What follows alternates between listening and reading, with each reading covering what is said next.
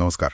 पिछली चर्चा में हमने देखा था कुरुक्षेत्र की रणभूमि में कैसे अपने ही लोगों को सामने देखकर अर्जुन एकदम विषाद और मोह में डूब गए थे। हाँ बिल्कुल, उनका वो प्रसिद्ध गांडीव धनुष भी हाथ से छूट गया था और वो एकदम हताश होकर रथ के पिछले हिस्से में बैठ गए थे। युद्ध करने से उन्होंने तरह से मना ही कर दिया था। हाँ, मतलब पूरी तरह कर्तव्य से विमुख हो गए थे।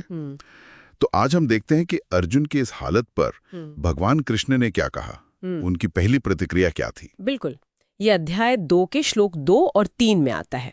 चलिए तो फिर सीधा श्लोक 2 देखते हैं। श्री भगवानुवाचा कुतस्त्वा कश्मलमिदं विषमे समुपस्थितम अनार्यजुष्टम स्वर्ग्यम अकीर्तिकरम अर्जुन। 2 इसका अर्थ हुआ, श्री भगवान बोले, हे अर्जुन, तुझे इस विषम समय में, इस मुश्किल घड़ी में ये कश्मलम, ये मोह कहाँ से आ गया।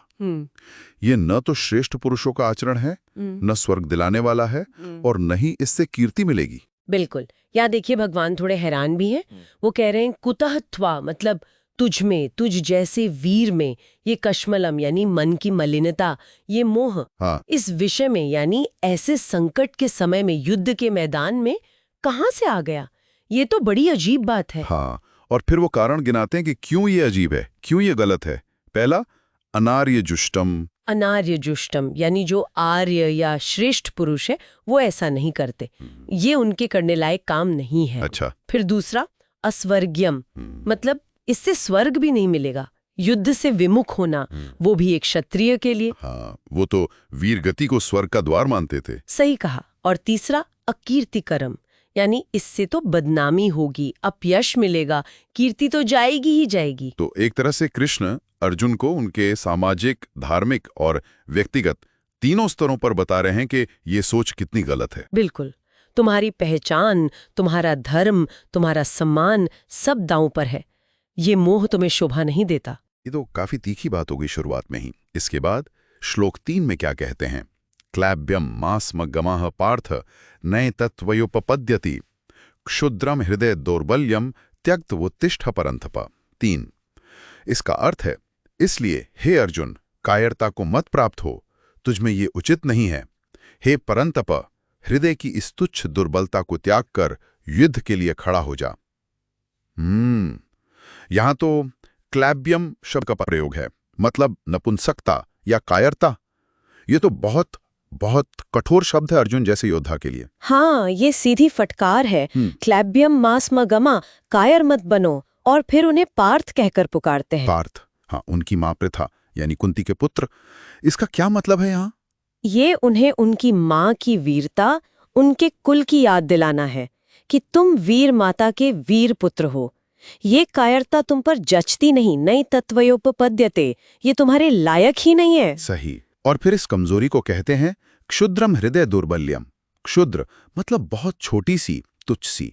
जैसे कह रहे हो कि ये कोई बहुत बड़ी या गहरी समस्या नहीं है, ये बस मन की एक छोटी सी मामूली सी कमजोरी है, इसे इतना बड़ा मत बनाओ। इसे फेंका जा सकता है। बिल्कुल, इसे त्यागा जा सकता है, और इसीलिए तुरंत कहते हैं त्यक्त्वा उत्तिष्ठ परंतप। त्यक्त्वा उत्तिष्ठ, छोड़कर उठ खड़ा हो जा।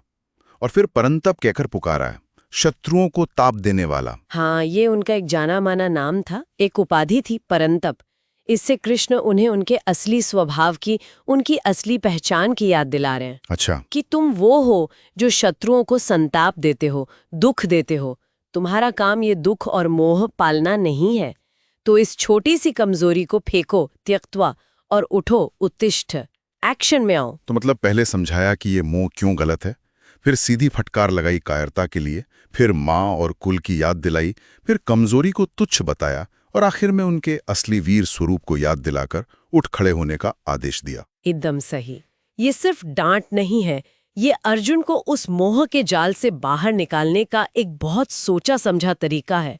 उनकी आत्मदया को चुनौती देकर उन्हें वापस उनके कर्तव्य पथ पर लाने की कोशिश है। तो आज हमने देखा कि कैसे भगवान कृष्ण ने अर्जुन की उस गहरी निराशा और मोह पर पहली और बहुत तीखी प्रतिक्रिया दी। हाँ, उन्होंने ना सिर्फ समस्या बताई बल्कि तुरंत समाधान भी दिया।